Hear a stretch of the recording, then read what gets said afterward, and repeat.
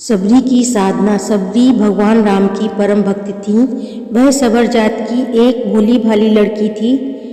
सबर जाति के लोग देखने में बहुत कुरूप होते हैं, लेकिन सबरी इतनी कुरूप थी कि सबर जाति के लोग भी उसका तिरस्कार करते थे। सबरी के माँ बाप को सबरी के विवाह की बहुत चिंता होती थी। वे रात दिन बस इसी चिंता में डूबे रहते थे कि आखिर सबरी के वैवाहिक जीवन का क्या होगा।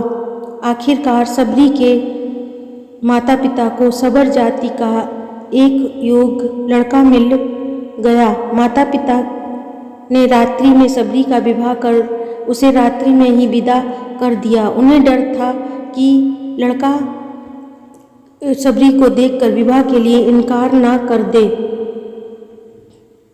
सबरी अपने पति के साथ रात्रि में ही निकल गई। आगे आगे सबरी का पति चल रहा था और पीछे पीछे सबरी चलते चलते वे दंडक वन में आ पहुँचे। वहाँ उन्होंने सुबह हो गई। लड़के ने सोचा, देखूं तो सही मेरी स्त्री कैसी दिखती है। लड़के ने पीछे मुड़कर देखा तो सबरी की क्रूरता देखकर वह डर गया। उसे लगा यह कोई राक्षस कुल ही है जो मुझे यहीं खा जाएगी। यह सोचकर लड़का सबरी को वहीं छोड़कर भाग गया।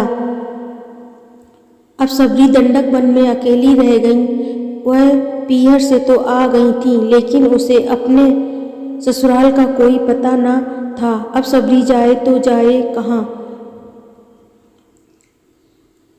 दंडक वन में रहने वाले ऋषि सबरी को अछूत मानकर उसका तिरस्कार करने लगे। उसी वन में मतंग नाम के एक ऋषि महात्मा रहते थे। मतंग ऋषि को सबरी को देखकर उस पर दया आ गई। उन्होंने सबरी पर कृपा कर उसे अपने आश्रम में रहने के लिए शरण दे दी। दूसरे ऋषि मुनियों ने जब यह सब देखा तो उन्होंने इस बात का बहुत विरोध किया कि उन्होंने एक कुरूप और अछूत जाति की लड़की को अपने आश्रम में शरण दे दी। लेकिन मतंग ऋषि ने किसी की भी एक बात ना सुनी। उन्होंने प्रेम से सबरी के सर पर हाथ रखा और कहा, बेटा तुम घबराओ नहीं। जैसे कोई पुत्री अपने माँ बाप के पास रहती है, वैसे ही तुम मेरे पास रह जाओ। सबरी अब खुशी खुशी मतंग ऋषि के आश्रम में रहने लगी। सबरी को ऋषि मुनियों की सेवा करने में बड़ा आनंद आता था। सब ऋषि मुनि सबरी का तिरस्कार करते थे, इसलिए सबरी छिप छिप कर उनकी सेवा किया करती थी। रात में जब सब सो जाया करते थे तो सबरी रात में ऋषियों के स्नान के लिए पंपा सरोवर जाने वाले रास्ते को जाकर बुहार देती थी। जहाँ कंकड़ पत्थर पड़े होते थे उन्हें हटाकर वहाँ बालू बिछा देती थी। ऋषियों के लिए ईंधन लाकर रख देती थी। अगर कोई सबरी को देख लेता तो वह वहाँ से डर के मारे भाग जाती थी। उसे डर था कि कहीं मेरी छाया ऋषि मुनियों पर पड़ गई तो वह अशुद्ध हो जाएंगे। बस इसी प्रकार ऋषि मुनियों की सेवा में उसका समय बीतता गया। आखिर एक दिन वह समय भी आ पहुँचा जब जो सबके लिए अनिवार्य है। मतंग ऋषि का समय छूटने का समय आ गया था। जैसे माँ बाप के मरते समय बालक रोता है, वैसे ही सबरी भी फूट फूट कर रोने लगी थी। रोने के सिवा वह कर भी क्या सकती थी। मतंग ऋषि ने सबरी को अपने पास बुलाया और कहा, बेटा तुम चिंता ना करो, एक दिन तुम्हारे पास भगवान राम आएंगे। बस इतना कहकर मतंग ऋषि शरीर छोड़कर चले गए। अब सबरी दिन रात भगवान राम की प्रतीक्षा करने लगी। रात में किसी जानवर के चलने से पत्तों की कड़कड़ाहट भी होती तो सबरी बाहर आकर देखने लगी कि कहीं भगवान राम तो नहीं आ गए।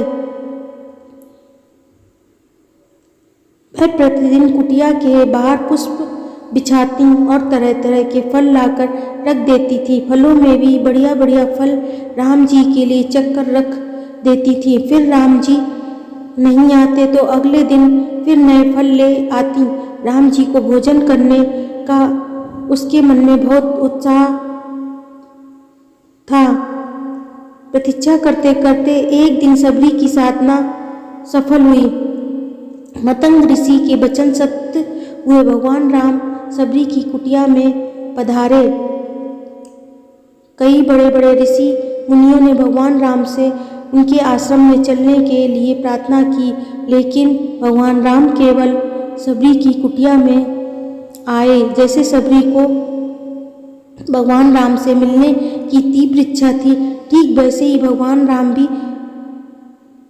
को भी सबरी से मिलने की उत्कंठा थी। भगवान राम सबरी की कुटिया में पहुँचे। सबरी के आनंद की सीमा नहीं रही। वह भगवान के चरणों में लिपट गई। जल लाकर उनसे भगवान के चरण धोए, फिर आसन बिछाकर भगवान को बैठाया। फल लाकर सबरी ने भगवान के सामने रखे और प्रेम से पूर्वक उनको खिलाने लगीं। इस तरह सबरी की साधना सफल हुई। धन्यवाद।